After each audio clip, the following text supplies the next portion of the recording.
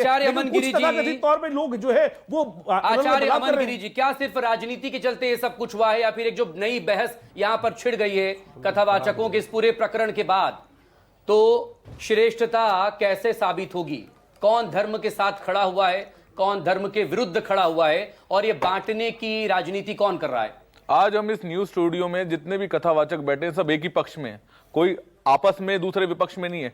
हम लोग सब सहमत हैं एक ही पक्ष में कि जिस तरीके से राजनीति अखिलेश यादव, वो यादव नहीं है, वो मोहम्मद अखिलेश है, वो मोहम्मद अखिलेश जिस तरीके से इस तरीके से आप कहें कि प्लीज देखिए, मेरे पास कोई समाजवादी पार्टी का प्रवक्ता नहीं है, मैं इसको लेकर काउंटर नहीं आपके पास सामने रख पाऊंगा। नहीं, आप कह रहे हैं राजनीति तो कर ही रहे हैं ना अखिलेश।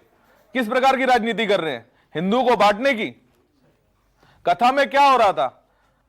कथा में किस तरीके से हिंदुओं को कौन बांट रहा है? ये आंकड़े देख लीजिए, दलितों पर और बाकी लोगों पर जब चुनाव आते हैं तो एक है तो सेफ है के नारे लग जाते हैं, लेकिन जब बाकी वक्त में कोई यादव कथावाचक नहीं हो सकता, कोई पटेल कथावाचक नहीं हो सकता, अलग अलग जगहों पर ये देखिए, अलग अलग जगहों पर देख लीजिए, देविका पटेल को किसने रोका?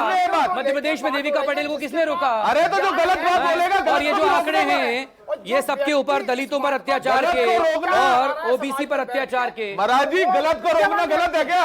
नहीं, बिल्कुल गलत नहीं है, मैं नहीं मानता। आप बताओ, गलत को रोकना गलत है क्या? हनुमान जी के बारे में इतना उल्टा सीधा बोला गया कथा में, वो गलत है क्या? नहीं, बिल्कुल नहीं अमन गिरी जी, मैं इस बात को महिलाओं के साथ छेड़खानी हुई और मैं तो ऐसे गलत है क्या? और विरोधी हूं जो समाज को बांट रहे हैं, लेकिन मुझे आज सबसे बड़ा अफसोस किसी भी आश्चर्य का अधिकारी नहीं है। का पक्ष रख रहे हैं जो बिल्कुल ही काबिल के तारीफ नहीं है। राज मिश्रा जी का आदर करते हुए मैं फिर एक बात दोहराऊंगा कि जो आप कह रहे हैं, आपकी कथनी और करनी दोनों में अंतर है। आज नहीं, पहले मेरी बात बिल्कुल स्पष्ट कह रहे हैं कि ब्राह्मण ही करेगा, बात पूरी होने दीजिए। ब्राह्मण करेगा, कर्म से ब्राह्मण होता है।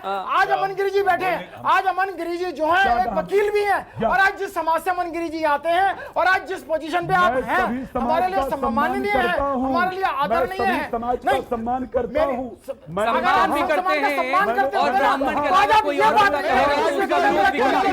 उस व्यक्ति को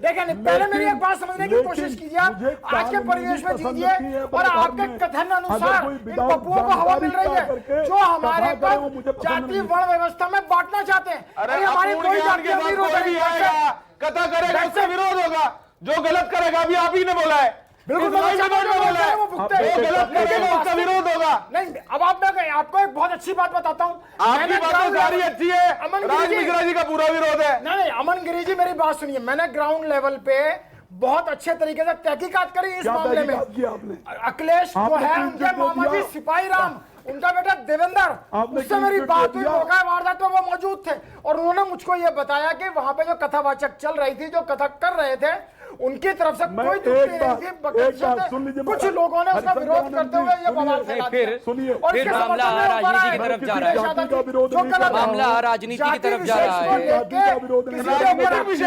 गलत है। राज मिश्रा जी, शासन अच्छा है, मोदी योगी को प्रणाम करें, राज लेकिन मिश्रा आज जी, के परिवेश में राज मिश्रा जी आप समाज में वेमनस हिंसा घृणा फैलाने वालों का साथ राज मिश्रा जी, बहुत सीधा सवाल है, बुराई बोल रहे हैं, बहुत सीधा सवाल। राज मिश्रा जी सवाल सुनिए, राज मिश्रा जी इधर, यादव कथावाचक हो सकता है या नहीं? क्या सिर्फ ब्राह्मण ही कथा कहेगा या अधिकार क्या सिर्फ उसी के पास होगा? ब्राह्मण किसकी कथा कह रहा है? ब्राह्मण किसको कहते हैं? क्या ब्राह्मण नहीं है? एक मिनट, क्या ब्राह्मण नहीं है? आप ब्राह्मण नहीं है?